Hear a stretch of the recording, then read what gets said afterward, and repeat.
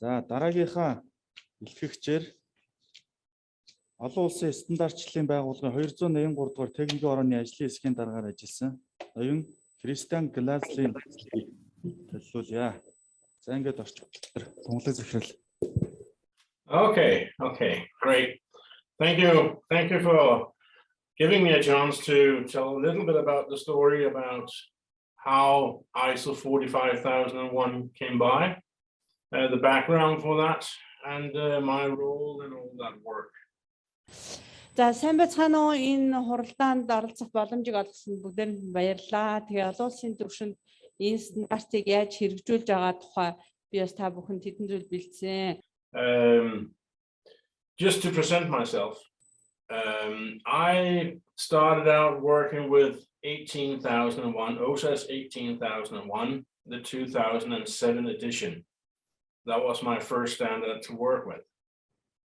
За миний хувьд болохоор миний стандарттай ажиллажсэн туршлага бол 1918-ны стандартын 2007 оны хувилбарыг боловсруулахад ажиллаж эхэлсэн. We were a group of about 35 people who traveled around the world, met with a lot of other exciting people, where we wrote the standard. Айсад 45,000 стандартыг боловсруулах ажлыг хүрээнд бол дэлхийн даяар бол олон улс орнуудад очиж хүмүүстэй уулзаж энэ стандартыг ямар болох вэ гэдэг талаар бол нэлээдгүй ажил хийсэн байгаа. The story behind 18001 is pretty long, and I will not go into that here. But that is the baseline for creating 45001. Тэгэхээр мэдээж хэрэг 45,000 стандартын бий болсон түүх бол нэлээд том. Гэхдээ яг хав тавчхандаа энэ ийм зүйлийг хэлье гэж бодлоо. And a lot of the persons who wrote 18001 was participating in writing 45001. So there is a link between these two standards.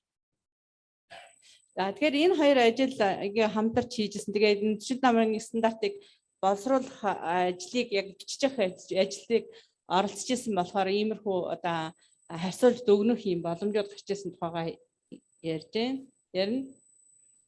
And looking into what was my role was to be convener of the working group that wrote the standard.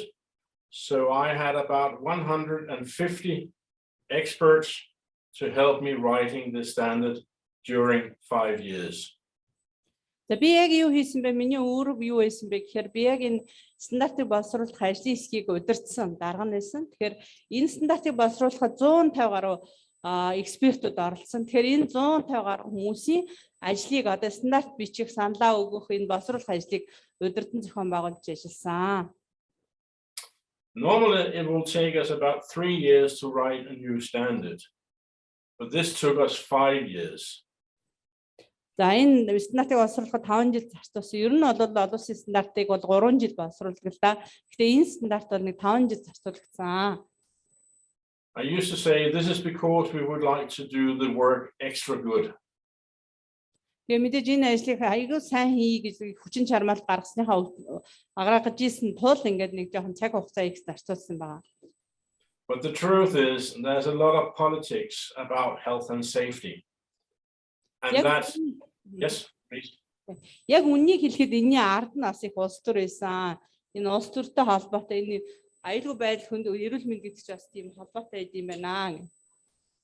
So health and safety is not seen in the same way in Western Europe, in South America, in Africa, in Asia. It's all different opinions on what health and safety is all about.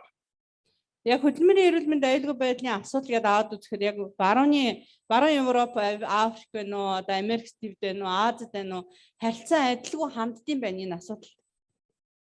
And the job was to make all these opinions come together in one standard, and that took time. Тэгэхээр яагаад цаг хугацаа шаардсан бэ гэхээр энэ олон үзэл бодлын бодол санааг нэгтгэж нэг стандарт болгож нэг жишг болгоно гэдэг бол энэ хамаг цаг барсан юм аа гэж. So looking into 45001, what is the difference from 18001 till this new standard? Тэгэхээр 45001 стандарт аваад үзэхээр яг Оксоос 18001-ээс юугаар ялгаатай юм бэ гэдгийг сонирч байгаа. First of all, we have implemented what is called the high-level structure. За юуны өмнө болохоор энэ стандартын нэг нийтлэг бүтэц гэдэг юмыг олон улсын стандартын байгууллагаас гаргацсан байгаа. За тэрэн дээр одоо үндэслэж тойрч ихтэйсэн. And with that high-level structure, we have given the standard a new way of working and new set of rules it has to comply with. Тэгэхээр энэ нөгөө нэг бүх менежментийн тогтолцооны стандартууд нэг бүтцтэй байх ёстой гэдгээр тэрэндээ нийцүүлэхийн тулд энэ бүх ажил бас хийгдсэн юм аа. And I must say that it's very important for all those who work with the standard to follow all the clauses very, very closely. Тэгээд нэг чухал юм нь юу гэхээр ерөөсөө энэ бүх заалт тос бүрээр нэлээд наривчилж гүнзгийрүүлж ингэж судалж ажилласан. If we start from the top, then we have the context of the organization in chapter number 4.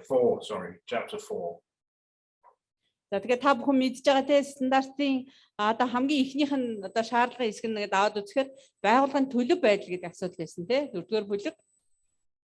That chapter is there for a very specific reason, and that is to make sure that we know how we are going to interact with the world around us when we have an organization. Тэгэхээр энэ стандарт энэ яг заалтыг яагаад энэ чухал гэж авч үзэж байгаа юм бэ гэхээр ерөөсөө энэ аюулгүй байдлын асуудлыг шийдэхин тулд тухайн байгууллагын онцлогийг аягүй сайн мэдчихэж тэр нь тохируулах нь аягүй чухал хэсэг байсан. So chapter 4 is making the foundation of the whole standard. Тэр 4-р бүлэг бол энэ стандартын бусад шаардлагуудын хамгийн үндсэн суурь хэсэг нь болж өгсөн. And the more serious work you put into this clause, the better a system you will get. Тэгэхээр энэ яг энэ бүлдээ тогтолцоо ажилласан тулд энэ 4-р бүлэг дээр л илүү сайн хамгийн чухал ажлуудыг гол ажлуудыг хийсэн байх шаардлагатай байдаг. I will not go into technicalities here, but just say it's very important throughout the standard to do what the standard is asking for. За тэгэхээр мэдээж буюу стандартын бүх зүйлийг би ярих нь зорилго биш л дээ. Гэхдээ энэ стандартын бүх зүйл заалт ангиудыг зүйл заалт шаардлагуудыг биднээс ойлгож хэрэгжүүлэх нь чухал шүү. In 18,001, the aim of the standard was to prevent injury and ill health. Тэр Оксоос 18001 стандартын гол яах гэж энэ стандартыг бий болгосон гэхээр ерөөсөө осол эндэгдлийг л байхгүй болгох урьдчилан сэргийлэх гэсэн зорилго тавьж ажиллаж байсан. That is still true for 45,001. But then, yes. 45001 стандартын хувьд гэсэн яг адилхан л та энэ зорилго бол байсан. But upon that, the standard has to support the organization in its strategy. Тэгэхээр энэ стратегийг биелүүлэхийн тулд одоо юу хэрэгтэй байгаа? Бусад дэмжих зүйлүүдийн 45001 стандартад оруулж өгсөн. And help the organization to achieve what we call business resilience. Тэгээ байгууллага одоо өөрийнхөө бизнесийн үйл ажиллагааг улам төгөлдржүүлэхийн тулд яг энэ аюулгүй байдал талаас нь юу хэрэгтэй вэ гэдгийг нь бол энэ стандартад оруулж өгсөн. The most organizations I come by when we do consulting miss that part. Тэгэхээр яг үнийг хэлэхэд миний одоо яг энэ стандартыг нэвтрүүлэхтэй холбоотой ажилласан олон байгууллагуудаар яг энэ хэсгийг бол орхитуулаад ингээд ажилладаг байгаа юм л да. So for that reason, I urge you to really read the standard, try to understand the standard, and do what the standard is asking for. За тэгэхээр би та бүхнээс гуйх юм юу гэхээр 45001 стандартын тэр заалт тулгыг ойлгож хэрэгжүүлэхийг зориороо энэ бол үндсэндээ бизнесийн бүхэлдээ энэ одоо тулгамдаад байгаа асуудлыг чинь шийдэж өгөх туслах ёстой юм байгаа юм шүү. Тэрийг л та бүхнээс хүсье. When we wrote the standard, my opinion is that this is the most important standard of all standards. Биднес энэ стандартыг боловсруулж байгаа хэвцээ энэ олон одоо энэ одоо стандартуудын дотроос энэ стандарт бол хамгийн чухал нь шүү гэж их ойлгож хийж ажилласан. Because here we are talking about life of people, their health. Биднес ягаад гэвэл энэ стандарт юуны тухай стандарт вэ гэхээр ерөөсөө хүний амьдралын тухай. Тэгээд хүний эрүүл мэндийн тухай стандарт учраас энэ чухал гэж үзсэн. And the aim of getting people home safe from work with no injuries. Тэгээд хүмүүсийг те ажиллаа хийхдээ ямар нэг осол эндэгдэл авахгүй, ямар нэг өвчнөөс ангид байх энэ бүх нөхцөлийг хангахын төлөө энэ стандартыг хийжсэн. And I would argue that is more important, that quality, than many other things. Тэгэхээр биднес одоо хүртэл их одоо юу гэдэг маргалддаг юм да тий. Энэ бол чанараас илүү чухал асуудал шүү гэж. And I'm very pleased to know that you're working so seriously with this standard in Mongolia. Тэгэхээр Монгол улсад энэ стандартын тухай нэлээд гүнзгий ингэж ажиллаж байгаад бол үнэхээр сонсоод таатай байна. And it's indeed very satisfying for us who have written that standard that people take it to heart. За тэгэхээр энэ стандартыг нэвтрүүлж байгаа. Тэгээд энэ стандартын тухай одоо сонирхож байгаа нь бол бас чухал байна. And work seriously with the standard, as I saw the previous speaker, that was very impressive what they had done. Тэгэхээр яг миний өмнө илтгэл тавьсан хүний хийсэн ажлыг ингээд сонсоход үнэхээр бол нухацтай авч үзсэн. Одоо энэ стандартыг бол нэлээд одоо судалсан байна гэдгийг бол би харлаа. Энэ бол үнэхээр талархууштай байна. Надад бол их таалагдж байна. Sorry for not saying the name. I cannot pronounce them. Би нэрийг хэлж чадахгүй байна л да. Гэхдээ миний өмнө илтгэл тавьсан хүн миний тухай. But I was very impressed of that presentation. That was very good. Би энэ илтгэл бол надад их таалагдлаа. Энэ айгүй гоё илтгэл байлаа.